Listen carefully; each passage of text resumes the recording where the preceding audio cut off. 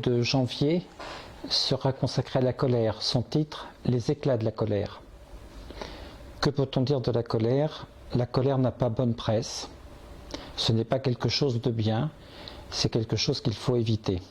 Et pourtant, comme nous le montre Marc Le Boucher, la colère est quelque chose qui se répand de plus en plus dans notre société, même au niveau mondial, dans la mesure où beaucoup de personnes ont le sentiment d'une injustice.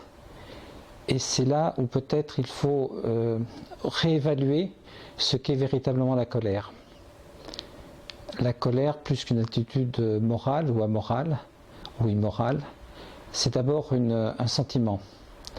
Le sentiment d'une injustice, et que l'enjeu, qui avait été déjà perçu par les pères de l'Église, eh bien l'enjeu pour cette colère, c'est de voir comment nous allons pouvoir la laisser émerger et pouvoir la conduire pour que cette énergie puisse être mise à construire quelque chose de positif.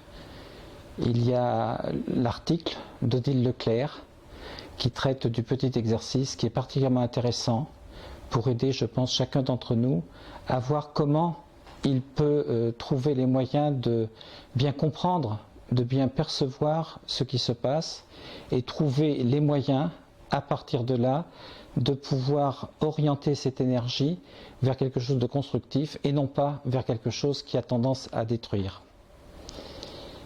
Ce chemin, eh bien, le pape François l'a lui-même pratiqué, c'est ce que nous rappelle Øystein Evreg dans son article.